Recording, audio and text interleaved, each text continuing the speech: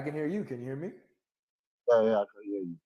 Yeah, please, I want to ask two quick questions, and I want clarification because you are Christians, because it's bothering me. I'm a Muslim, but I want to know your opinion on that because the kind of question keep on. So I want to say the first is concerning about Trinity. I want to know, is Trinity there before, at the time of Noah, Moses, all these prophets before Jesus, or it come after? They only worship one God like Muslims, like Jews, or Trinity come after? That's my first question. And my second question is about the way when we say Jesus is God, Jesus is Muslim, Abraham is Muslim. I want to clarify it. We are not saying they are Muslim like the way we are. In only in Is this faith, a question, or is this your second question, or just a statement? So All right, so we'll get there. We'll get there next. All right, let's deal with your first thing first. Okay. if Jesus is God, Hold on, Susie. oh, You can't sorry. just Oh interrupt my the brother. goodness, this one. It's our friend. It's our friend. Oh, man. Patience, Paul. Patience. Paul missed you, Pull Susie. back, Paul pull missed back. you. Paul missed you. Dude, she's gonna take that seriously. She's gonna say, "Oh, why you're looking at my profile?" Don't pull out the knife. Don't pull out the knife. All right. Yeah, that's what you get, Paul, for all those times you freaking troll me about every freaking Muslim on that Clubhouse and everything like that. I finally have my revenge. Here it is. How's it feel, Paul? I wish y'all could see all the chats all these months. This dude trolls me with these Muslimas and their love jihad. And now Paul's like, oh, don't do this, Godlogic. She's going to believe you. Look at you now, Paul. Look at you. I am going to relish in this moment, and I will use every ounce of revenge that I can take. Anywho. All right, so the nature of God that was taught in the Torah with Abraham and Noah and all these things. Yes. From the beginning, you have the teaching that God, the one God, exists as a plurality of persons. That within His essence, within His nature, there's a plurality of persons. You get this from the very first chapter of the Bible in Genesis. Okay. Go all the way back to Genesis. That's where it starts. Let us make man in our image and our likeness. God made man, male and female. He made them, right? So singular. It goes right back to from plural to singular, singular to plural. So we see in the beginning that the Bible is already setting us up with this concept that God has a plural nature within His unity, right? He has a plurality of persons within His nature. All right. So you get this all the way from the beginning, bro. So my question is, why is it the Jews and the Christians believe something else? Because I listen to a lot of rabbis say that the Christian concept of God is paganism. I'm not mocking you. I'm just saying a lot of rabbis that I hear from them. They think that the Christianity view the paganism. So if they understand God is Trinity just from the beginning, why are they different from you? They don't accept the Christian way of accepting God, like Trinity God. This is the reason why I want to know the clarification. Sure, because the theology of the Jews has changed since the fall of Jerusalem in 70 AD. Many other Jewish scholars have noted that that in the Second Temple period and before it, in the time of Jesus, there was a belief in God as multi-personal. We see it in books called like Two Powers in Heaven and the Bodies of God. And these scholars note that this was a belief that God was multi-personal in the early Jews. But after the advent of Christianity, when we Christians, who were originally Jews, associated the second person of that power, of those two powers, to Jesus, they declared that two powers doctrine of God as a heresy. But you can't fully deny it. You can't fully deny it if you're going to understand Jewish history. Daniel Boyarin in his book Bodies of God notes that. And really, the perspective that most of the Jews are parading right now, this narrative, actually comes from the Middle Ages with Maimonides. So even he notes that if you're going to deny a Jewish history with a multi-personal God, you're basically creating a new religion. So the modern rabbis that you've been listening to, they've all been influenced by Maimonides. But if you go earlier into the Jewish Targums, into most of the beliefs of the first century Jews, you would understand and you would see that God is multi-personal, and that's the view that the early Christians paraded, especially when dialoguing with the Jews. We see this with Justin Martyr and his dialogue with Trypho, and even another Jew calls Trypho out on this reality when Justin Martyr points it out in his dialogue. I highly recommend you read it. Yeah, I got Sorry, it is really worthy to note. It's really worthy to note. If you're appealing to rabbis, then you ought to know that there isn't a single rabbi in existence that confirmed Muhammad is a prophet.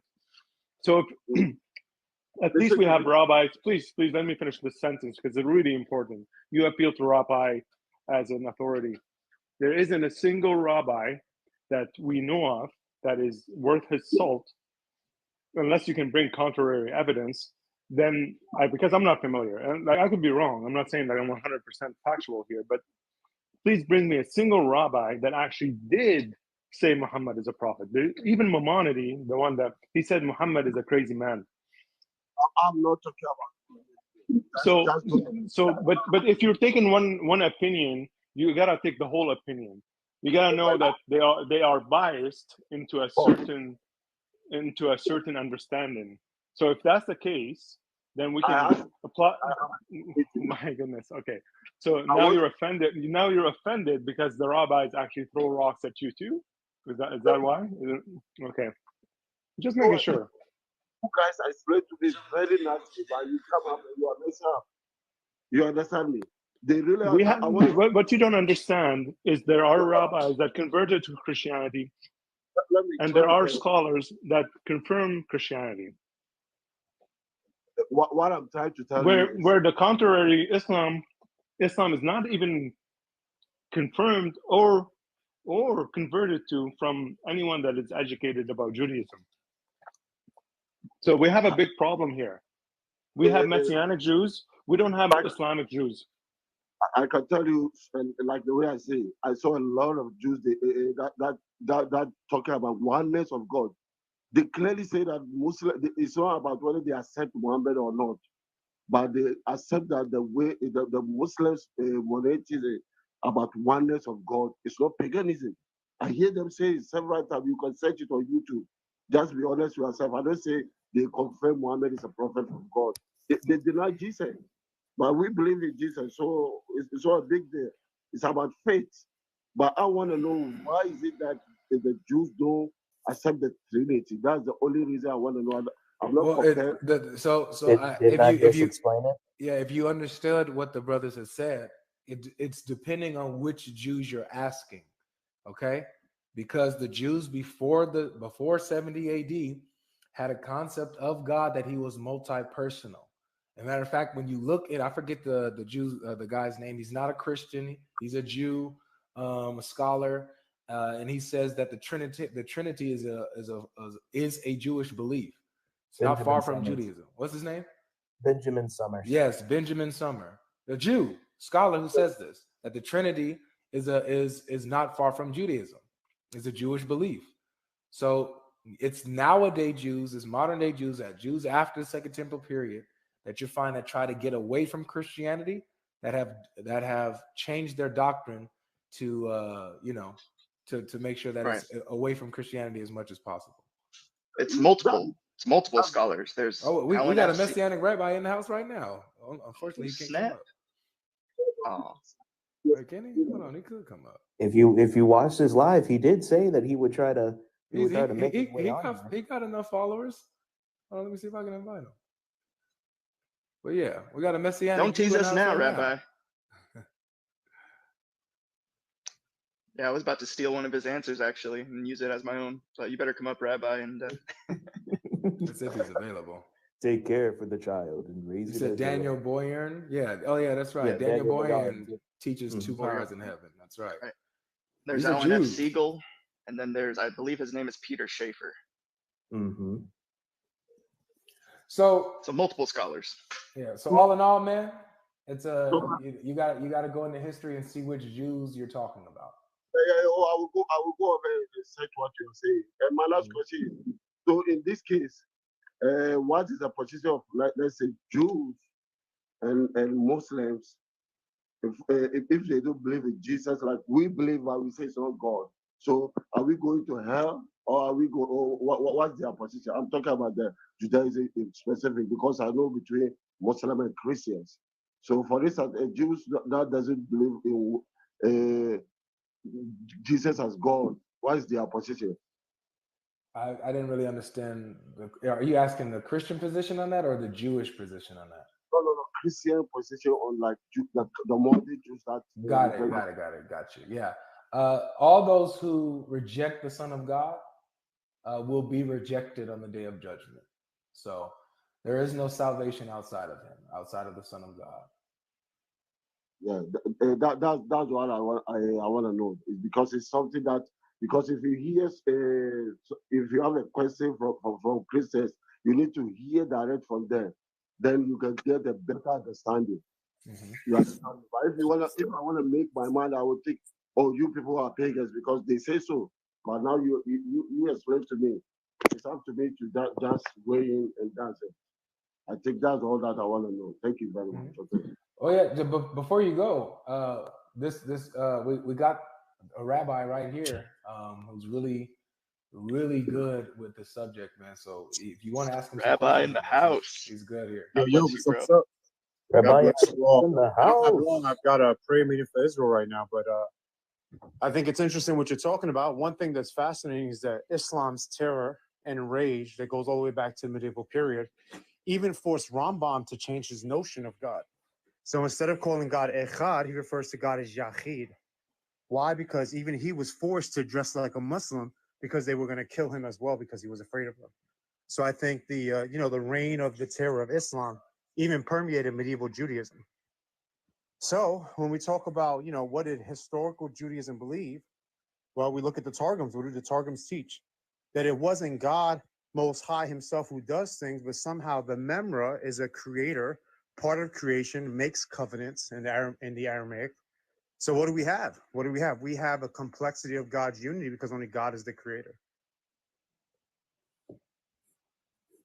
Yeah. Man, Rabbi Apologetic, why did you come so late? I have to step down. But I'll try to keep listening to you guys, and God bless, and we're blessed to have you.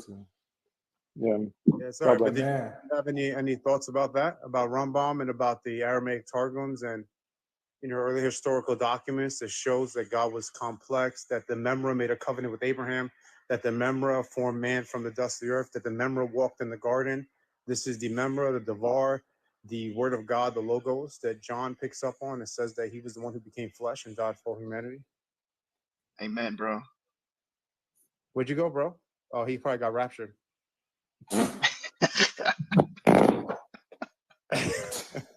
Oh, that's crazy, bro. I didn't know. I didn't know these. I didn't know Muslims are pre-trib. That's crazy. Why I think is still here. He just isn't saying nothing. Is he? Sawali, you here, bro? I'm here. Yeah. Can I ask you a question? You say you are practicing. You are Jew, yeah? Practicing Judaism. Yes, sir. Okay, so I asked the Christians about whether their concept of God, the Trinity, because I hear a lot of rabbis on the internet, on YouTube, say it's paganism. It's not. They don't take it like monad. It's like oneness of God. So that's why I asked them. Then they say from beginning, the old Jews take it like God is like three or something like the way Christians believe. But now, after some centuries, then the Jews change it. So what can you say about that? Because they answer. So I think, one thing I will say about that, the pop Judaism that we deal with, the Tovia singers, the Michael Skolback, the Jews for Judaism, the pop Judaism that they give the Gentiles, isn't always what their sources say, right? because deeply embedded within Judaism, we have the sephirot, which are the 10 emanations of God that are God themselves, right? That God winds up being divided in these 10 parts, and the other parts pray to the other parts. And this is deeply embedded within Judaism, right? You go to the Zohar, when you get to the Shema Yisrael, Adonai Eloheinu Adonai Echad. Why do we have the 3 names? It says because he's 3 in 1. So this is deeply embedded within the historical source of the Judaism of complexity. Genesis 19:24, Yad-Heh-Vav-Heh, localized in Sodom and Amorah. He's also localized in heaven, raining down fire from the other one. So when you go with the pop Judaism, you know, the Tovia singers, the ones who make YouTube channels trying to combat Christianity and the New Testament, they're going to give you the pop ideas, right? But the reality of it, when you get into the sources, they align a lot with what the New Testament is teaching about God's complexity. Yeah, but my simple question is: God a Trinity like the Christians believe? Because we Muslims are very clear. It's only one and one only. So is it the same thing, or you believe in Trinity even though you are Jew? That's what Well, God I know what Muslims say, but what does the Bible teach, right? That's the bottom line, right? And so if it's clear according to the Quran that the Bible was never corrupted, it clearly teaches the complexity of God's unity. If when the NGO comes down and it teaches the complexity of God's unity, that's what you have. Jesus says, before Abraham was, I am. You know, God makes the covenant with Abraham. This is the angel of the Lord. The angel of the Lord's in the bush speaking to Moses. We have a clear complexity of God's unity. God's in heaven, but he's also on earth, raining down fire. He's everywhere. Jesus, before he goes up to heaven to be ascended to the Father, he says that he'll be with all the believers everywhere and all the times. This is omnipresence. This is an attribute that only God can obtain. So the question is, who moved the goalposts? And I would say it's Islam. Right, Rabbi. If I could ask you to add one more thing to it, I want you to point out some of the flaws in his question, because he's presupposing that the doctrine of the Trinity implies that there is more than one God, when the very name Trinity necessitates that there is only one being of God, and therefore there is only one God, in which we confess in all of our Trinitarian creeds. Yeah, and I think one of the mistakes that Islam makes, which a lot of our Unitarian opponents make and others, is that the reason why I think they trip over their own feet is because, and I say that really respectfully, but the reason why they make errors is because they attempt to look at the creator based upon the attributes and ontology of that which is created. So you're having category errors saying that a being can only be one person and one being. So there's already a category error. See, creation is one being, one person. That which is uncreated isn't held to those ontological boundaries. So therefore, the creator can be 3 beings and 1 person. It's not illogical. 3 persons, 1 being. 3 persons, 1 being. Hey guys, can I interfere? Sure. You a Muslim? Islam is false. Prove me wrong. I give you one verse in Quran. It's 1094, which saying apparently that the messenger of Islam, he get doubted that what he received, it's maybe not true. So he doubted. The verse come to him. If you think what we sending you, you doubt it, go and ask from Torah and from the old book. So that means the God of Islam come to the Prophet Muhammad and told him, if you doubted what I send you, go ask from those previous 2 books. And Muslim people, they said these 3 books that they're out of the way because the Quran coming and is the perfect book and this and that. So 1094 proves whenever Muhammad is stuck on something, he goes and asks for the previous books, which is coming Old Testament and New Testament. So that would show absolutely the Quran is false. It's all copied from the Holy Bible, and there is no question to ask. But unfortunately, Muslim people, they making those rules to attack people, to force people to believe something. And people who live in Islamic community, they have to follow the rules unless they're gonna kill them. And that's something you can't run away for. Yeah. So hey, thank you for sharing, brother. I'm gonna have the space open for the Muslims to join, but man, you just dropped some gems right there. So thanks. Yeah, absolutely. God bless you. God bless you, brother. Dropping that heat. That was good, man. Radar ran away. Yeah, Man, Radar ran.